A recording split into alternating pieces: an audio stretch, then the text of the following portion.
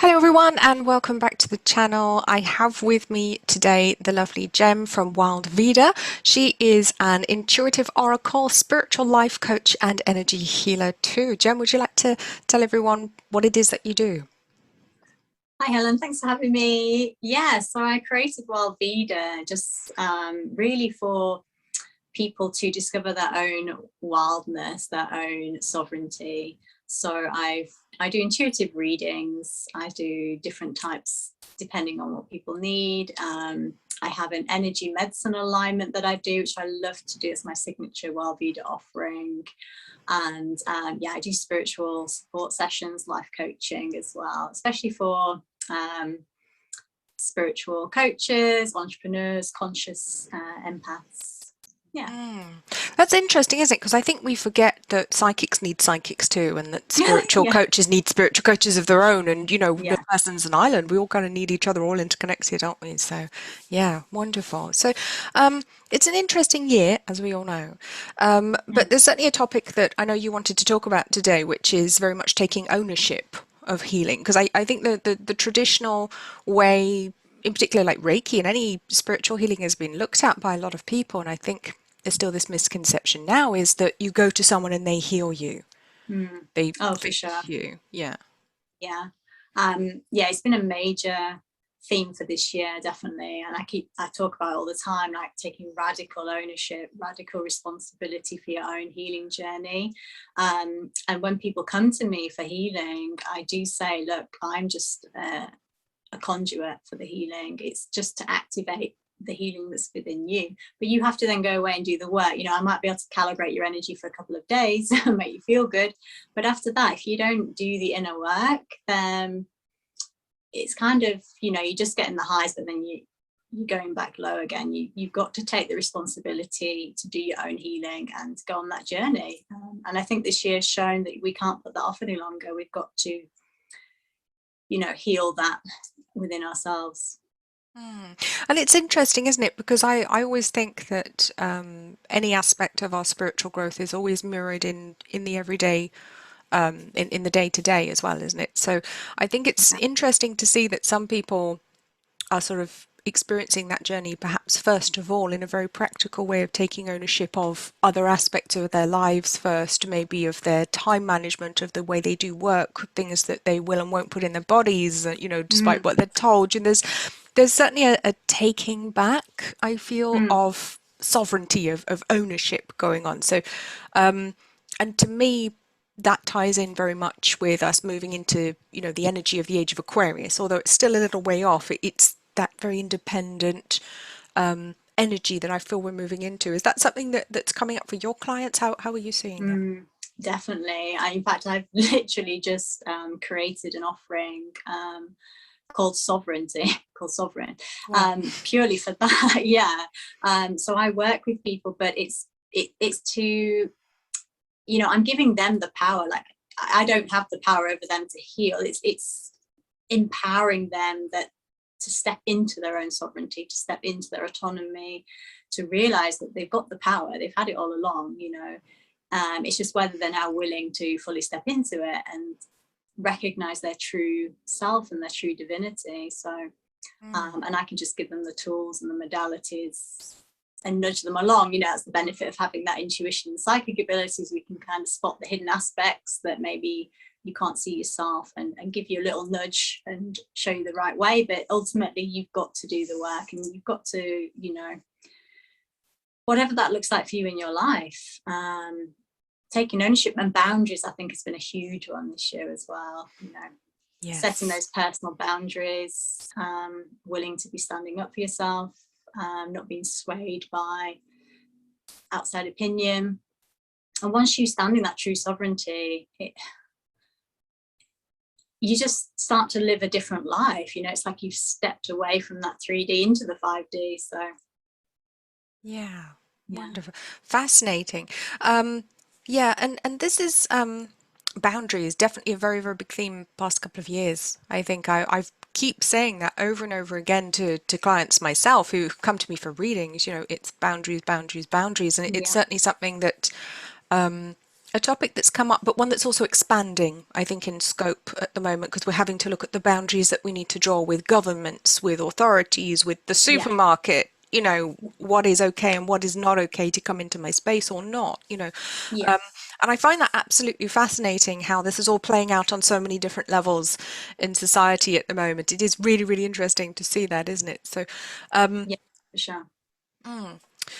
So, yeah, and what to you, I mean, what is is there like a greater aspect of doing your own healing as well? I mean, to as far as you're Yeah. concerned, what do you, because I mean, we can heal ourselves, but some people would say, well, that's selfish to just heal yourself. What about healing other people? What about helping other people, facilitating their healing too? Well, if we look at that saying, be the change you want to see in the world, it literally means if you heal yourself, that ripples out and that heals the collective. So actually, it's a selfless act rather than selfish, because um, that's the only control that you have is within your own energy field. So once you clear and heal and come into alignment with your own source energy and power, then that had, if we all did this, then the collective energy um, is going to raise naturally. And that's what we're all doing. So this year, the reason I feel for this last 18 months has been to do that. You've had the time. Most of us had more time. Um, we've been standing still a bit more than, myself included. I've normally been rushing around and working over the world. And now I've had to come back to the UK, and I've had the time and the energy and um, and I've kind of been wanting to do it now rather than running away from it. You've had to sit with yourself, and it's difficult. Like, it is really hard. Like, you can't go into this lightheartedly. It's got to be, you've got to have that courage of heart. You've got to have the strength and be willing to be vulnerable and sit with that shadow side. Enter the cave and realize, okay, well, it is just an illusion, but I still have to face it. And then, like I say, then the collective rises, the frequency raises. It's just beautiful to witness. And I'm seeing that through my clients, and I'm sure you're seeing that with yours as well, that the powerful changes that are taking place. And I'm hopeful for humanity. Good. Yeah, Yeah. so am I. So am I, to be honest. I am. I'm more hopeful than people may realize. I'm actually, when I remember that everything's okay, I am actually Yeah. very, very hopeful. I mean, I have my moments, as I'm sure you do, where I Yeah, for worry sure. or, the darkness gets a bit much sometimes, Yeah. but that's okay. I think that's necessary as well because it reminds us that there are these two aspects and that we have to choose between, Yeah. something I noticed last year in particular was obviously with lockdowns and things like you said, people literally had to spend time in their own company. They didn't have a choice. They had to spend time on their own. Um, and that gave people the opportunity to do the inner work or to choose the distraction. And the Mm-hmm. distraction was Netflix, was eating Mm-hmm. pizza, was whatever, binge watching, Yeah. playing online Zoning out. games, Mm. zoning out. Yeah, And you could so zone in or you could zone out. yeah, and that was the thing, wasn't it? We had that, we were given that choice. So we Yeah. were kind of sent to our room, so Yeah. to speak. And the universe said, right, you have this opportunity to do this inner work now, to choose to be this sovereign being, to look at the shadow, to do this work. Or you can choose the distraction. So do you want the book or do you want the cookie? And a lot of people went for the cookie, which I get, but I went for the book. I did Yeah. the inner work on myself. And I think a lot of Yeah. people did.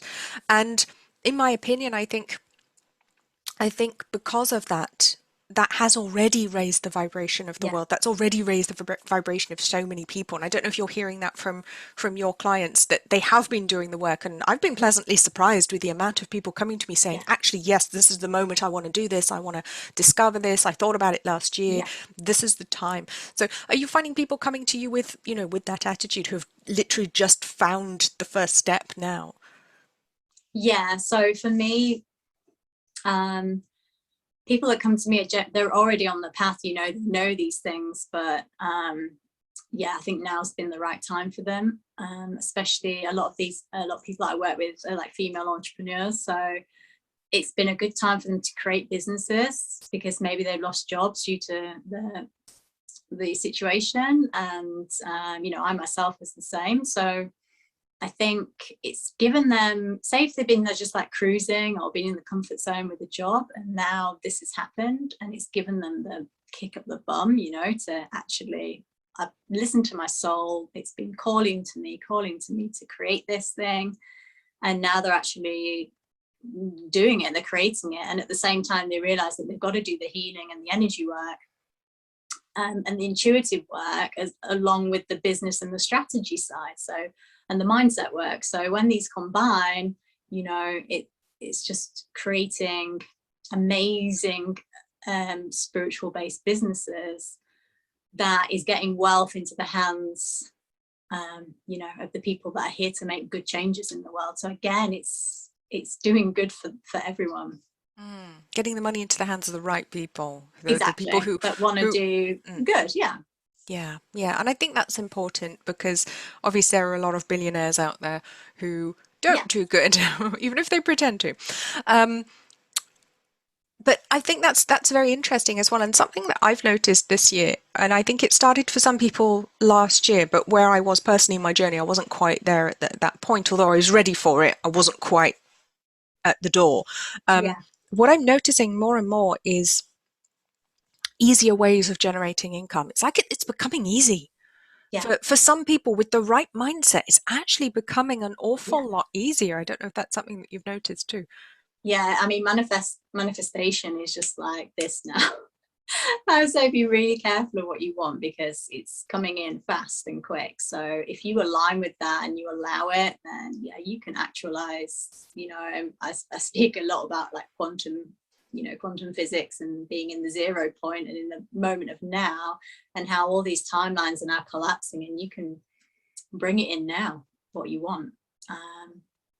If you allow it and you do the work, like I say, like you can't have these manifestations and things coming if your energy system is not able to hold it, you know. So that's what I help people do with as well, is actually raising their own vibration so they can hold the wealth that's coming in, so they're prepared, and that it doesn't just go out the window again. They can actually keep hold of it, and as they you know, raise up in their business, they're supported, and they can actually, yeah, and their nervous system is supported, and yeah, they can get the mindset. So yeah, it's a whole in one really. But I just love that people are now really looking to the energetics of business as opposed to just the strategy. So yeah. Yeah, that's definitely a thing. And I find it fascinating that people are now opening up and realizing that business and, you know, energy or spirituality aren't separate. It's all No. part of one big picture. They're just different pieces of the jigsaw. And up until now, we didn't have the bit that connected them. And now we're starting to see it a whole lot more, which I find Yeah. very exciting, very exciting. But it is very much a step-by-step journey, isn't it? It's not like you can suddenly just go, boom, I'm going to manifest all this money. I mean, I've got my vision board here that everyone can see behind, Yeah. which is always here in the background. You see the gold bars there. You know, Nice. I'm Yeah. definitely manifesting money. You know, that's the thing, Yeah. and abundance. Yes. But it does take time, doesn't it? And a lot of it is about smashing through those old beliefs that we have, maybe on an inner level that we don't even know that we have. And I Yeah. thought it was interesting that you said about obviously clearing the resistance to receiving the money, but then also there's that other resistance to keeping it Yes. as well. I think that's one that a lot of people don't realize, don't Yeah. appreciate. Yeah, if you notice that money comes in but then equally flows out, you know. So you want it to flow in, and then you want to be able to hold that wealth. So that's a lot to do with limiting beliefs and old belief patterns that again are in your subconscious, which is generated between the ages of 0 and 7 generally. And like you say, we're not even aware of them. It's just a loop pattern that you know, you've probably heard your parents talk about, you know, you have to work hard for money, money doesn't grow on trees, rich people are greedy, you know, all these beliefs that we subconsciously took on board, and then as adults we create those patterns. So unless we can clear these limiting beliefs, which look like energetic blocks in the field, right, when you're working with energy, you can see where these beliefs are stuck. Also frozen pain as well, you know, that stays in the body, creating blocks. So when we have all these blocks of energy, it's stopping your creative essence from flowing. It's stopping you from actualizing all these manifestations that are just waiting in the vortex. But unless we clear all these blocks and frozen pain points, then we can't fully receive all that we're destined to, and reach our full potential. So it is so important to do. Yeah. Mm. And how would you recommend that people do this? What's the best way for them to really clear that blockage, that resistance? You know, should they go to someone else to have it done for them? Because again, that's the old belief, oh, I'll go to them and they'll clear this blockage for me. I'm not sure that's how we meant to do it, or at least anymore. Maybe that was how it was meant to be done in the past, but certainly now, I think Yeah. it's different, isn't it? Yeah, I mean, I would say take ownership of your own healing. There's many guided meditations, clearings, activations that you can find on, YouTube, for example. If you're not sure where to start, I always say it's nice to have a guide. You know, it's nice to have mentors, because I use them myself. If you want to go through that, they can help activate you and help you with the clearing, the healing, and maybe quicken the process. But you can totally do it yourself by looking for those online. Yeah. And it's interesting, isn't it? And I'm going to go down a slightly different avenue with this now. Hopefully not too controversial for everyone listening, but if people are used to hearing the sort of thing I normally say, they won't be too surprised. What I find interesting is whenever spirit presents us with an opportunity for growth, there's always a shadow opportunity that Yeah, comes with it. So you've got the real definitely. growth here, and then there's the pretend one. The Yes. trickster energy comes in with, no, Yes. this is the one to go for. And that one's always easier. And it Yeah. always Yeah. looks like it's growth, doesn't it? But it's actually the taking responsibility part that we need to do. And Yeah. I don't know if you've noticed that, but I find it very curious because politically, oh God, I'm talking politics now. Here we go. Politically, I find myself more and more leaning towards anarchy, towards and no rulers. I don't need rulers. I don't need people to tell me what to Yeah. do. I don't need someone to come and beat me up and threaten me if I won't give them a portion of my salary. You know, why should I? You know, we have to at the moment, but in an ideal world, I wouldn't. And Yeah. to me, it seems that spiritual growth requires self-responsibility, and you can't take full self-responsibility if you've got a parental figure as the government telling you what to do and enforcing structures on you that are going to prevent you from taking full ownership of your life. And to me, that's where the problem lies with government, with these systems of control, which is exactly what they are. They prevent us from growth. And what I've noticed is the flip side of this, and there are a lot of people, spiritual people, spiritually minded people, who don't see that as I do. What they see is actually something socialism or communism as being the answer, because then everyone gets taken care of. And I look at it and I think, oh my goodness, you're not getting it. You know, this is my opinion, everyone. Obviously, everyone has their own opinion, but my Yeah. opinion, the sort of socialist communist ways of doing things are going to drag us backwards, although on the face of it, they're being marketed to us as actually taking us forwards into the future, where everyone can spend time doing what they want and everyone's free and everyone's taken care of and they've got all this stuff. And I look at it and I go, no, that's the trickster energy right there. Don't fall for it. Yeah. I don't know how There's going to you feel be, about that. definitely, there's like going to be that false awakening, and then the true awakening. And like you say, the false awakening, or the false matrix, offers that solution, easy solution. But that's why I say everyone has to really trust that. And the only thing you should trust is your own intuition and your own connection to source, energy, God, consciousness, whatever you refer it as. That's the only thing you can go on. And if it doesn't feel good in your body, if it doesn't feel right, then it's wrong for you. It's not right for you. Regardless of the systems that are being, the systems are being broken down. Right now we're going through the systems. The old paradigm is crumbling, and the new paradigm is here in the 5D. It's been filtering through now. That's why there's so much chaos, and there's been a lot of fear and anger now. So you can only tune in to source, to your guides, to your intuition, to get the answers. You can't, we're both psychics, people coming to us wanting to know, but I always say, go back to yourself. Like, how does that feel in your body? Where are you feeling it? Does it feel expansive? Does it feel constrictive? Does it feel light? Does it feel heavy? Does it feel true to you? So only and the more you meditate and the more you journal and you write your thoughts down, you ask your higher self, like get into the habit of asking your inner being, like, what's the answer to this? and listen. So we've got to be in that stillness. So when you're distracted by Netflix and television, etc., you're being distracted. You can't listen to the stillness, and the stillness has all the answers. So I always say, go back to yourself. Like I can tell you some probabilities, but you're the one that's going to bring it forward into fruition. So yeah, personally, I just think you can't look to any external sources. That's what sovereignty means. Like, you take full ownership of yourself as a being, and you follow your intuition, because that's your guidance system. We have an emotional guidance system for a reason. And if we listen to our feelings and emotions, that's going to guide us through life. We don't need external, systems. So we're here to bust the systems. We are. And it's interesting because I see a lot of people, they're very aware that they're here to smash the systems. But I also see them falling into the trickster energy and just bringing Yeah. in new systems, which are actually worse. Yeah. And I think, wow, okay, interesting. Because people still, I think people still want a savior. Yes. They're still looking for someone to come down and say, this is the truth, this is real, this, come follow me. And that's already here.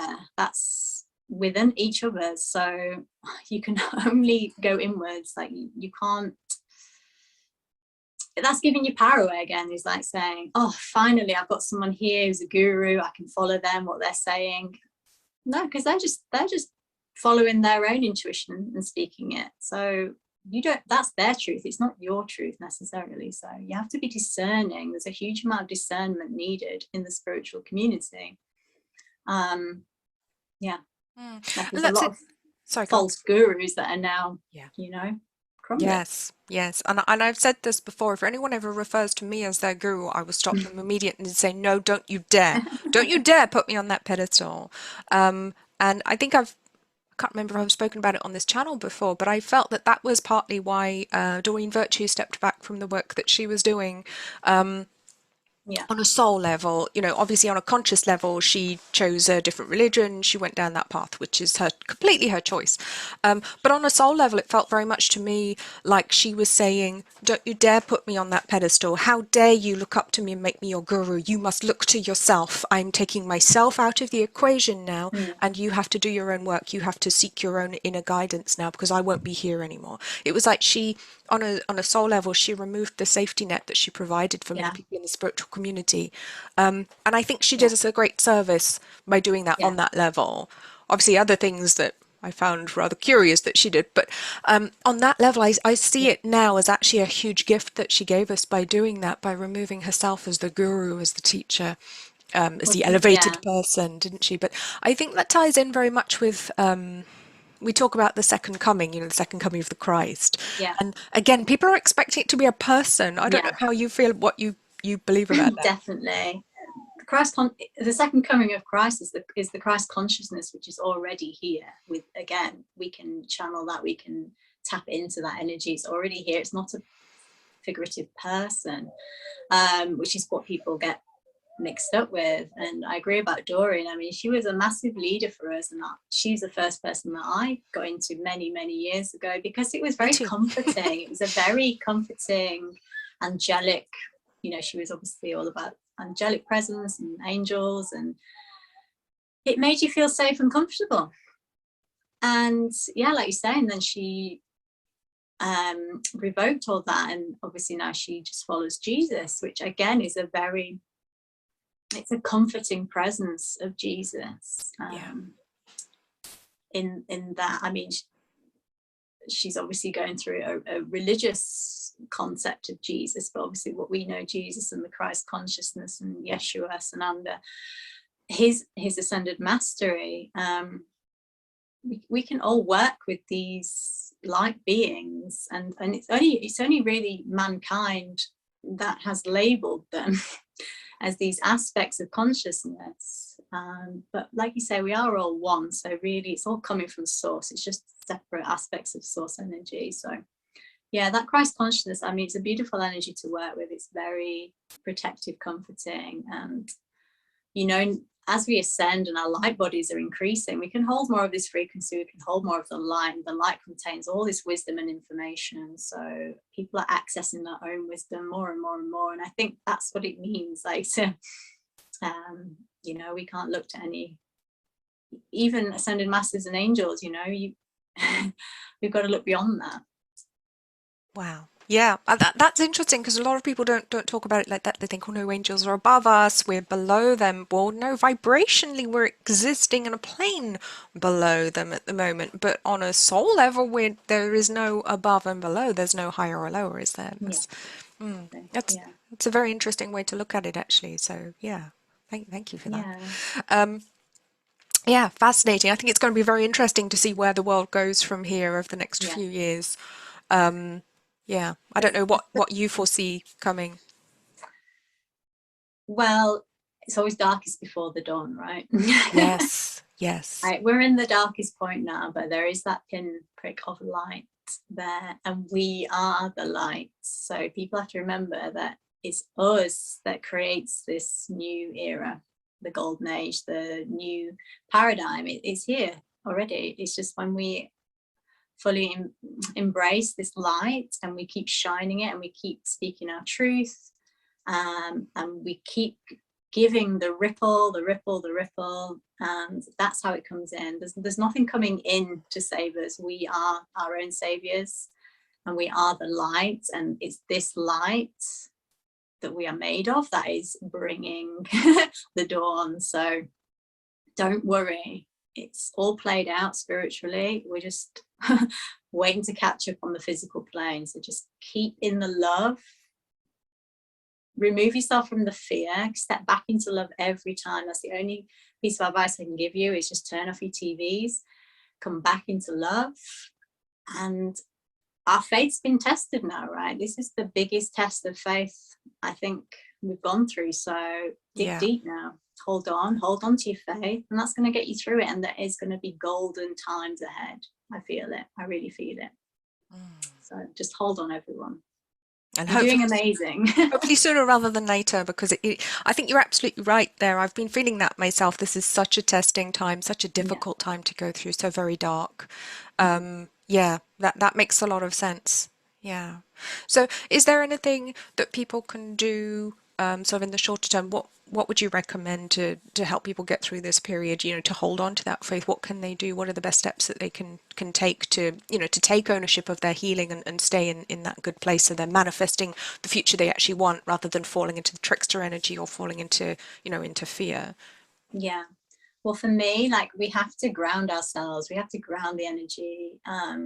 So for me, the best thing that I love to do, I have to be in nature every day. Nature is so healing, so grounding. It just brings me back to the present moment, because in the present moment, there is no fear, right? We only feel fearful when we're thinking of the future and the unknown. It's that unknown quantity that we don't know, like the sands are shifting. That's when I feel the fear, and when other people do. So I think, right, I bring myself back to this present moment. I'm good. I'm in nature. The birds are singing. I can connect with the trees. I ground myself, place you bare feet on the earth. You get the beautiful Gaia energy, grounding, negative ions. Meditate, move your body. It's important that we're really, in our physical bodies, so we're embodying it. So keep yourself healthy and active. Just move. Yin yoga is great. Qigong, swimming, walking. Be mindful of what you're consuming. So make sure, try and have organic foods. Lots of water. Get some sunlight, daylight. Be mindful of what you're reading, what you're consuming on social media. It's just these little things that you can do on a daily basis that actually add up to making you feel good. And that's how you can go on, is like, does this make me feel good or not? So if it doesn't make you feel good, don't do it. Do the other thing. And you just got to keep yourself in alignment every day. Lots of little steps, isn't it? Lots of baby Yeah. steps that make the big changes. Lots of little changes, or Yeah. repetitions, perhaps, that keep us in a better place. Yeah. Thank you. Yeah. Is there anything else that you just wanted to add today? Any other messages that you have for the collective? Because I know that you channel a lot and you receive a lot of information. I'm always fascinated to hear what you have to say because I never know what it's going to be. And some of it comes Neither do from I. off-world, from different star systems. I know you're very connected to some of those. So yeah, just Yeah. wondering if you have any messages or wisdom just to share with everyone watching. So no pressure. Uh, um, just that we've got this. We are here now for this purpose. We signed up to this. We wanted to come here. We were so eager to be here for this. And we have to come together in unity. Like community is unity, coming together with love and harmony. And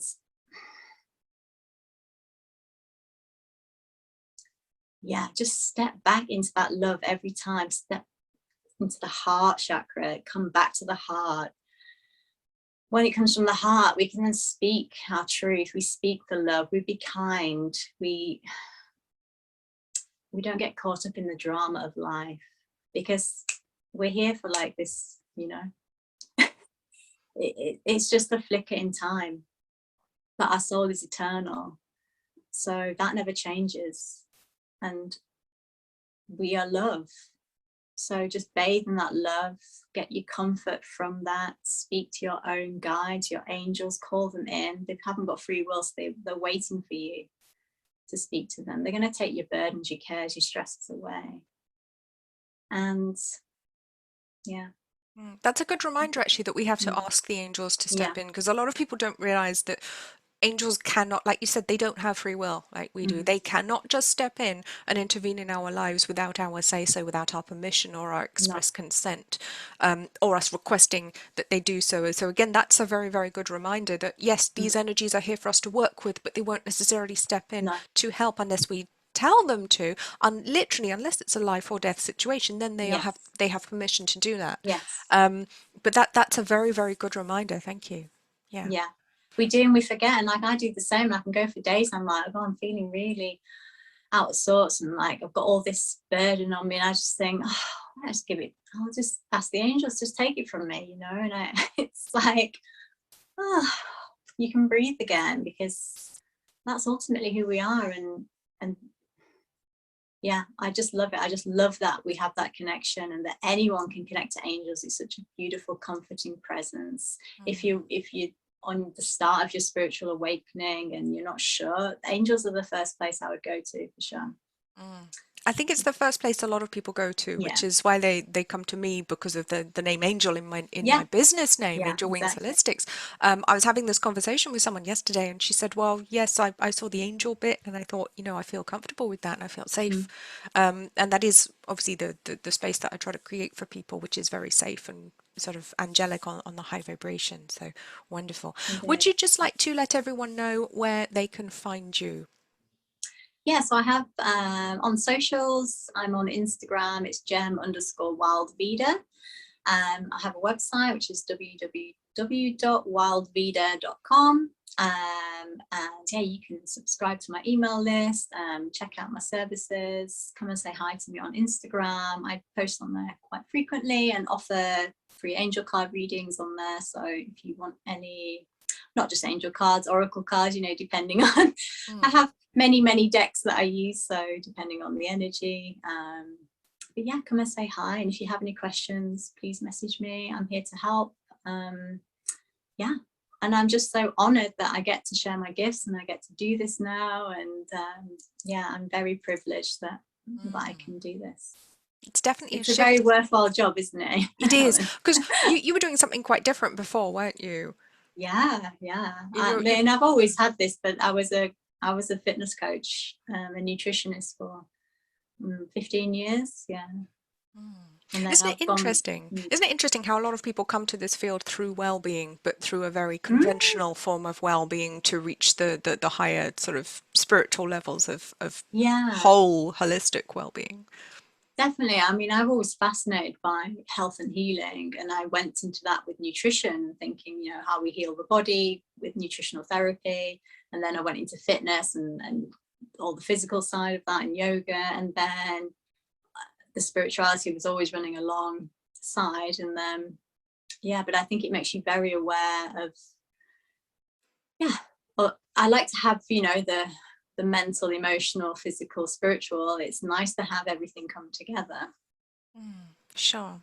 Oh, well, Yeah. thank you so much for joining us today. It's always wonderful to speak to you. You know, Thank you, and Helen. hear what you have to say, because you bring through such wonderful light messages. So I would recommend to everyone that you do go and check out Jem's Instagram, because it's so wonderful, and I love the things that you post on there. So inspiring. I always enjoy looking at your post, and Oh, thank I you so never know much. what you're going to bring through next, but it's always taking me to the next level for some reason. It's always taking me Oh, higher and to the next level, and so inspirational. So thank you for, you know, for oh, everything that you do there as well. So oh, yeah, thank thank you you so so much for much. joining us, and I'm sure we'll speak to you again soon. Yeah, it's been my pleasure. Thank you, Helen.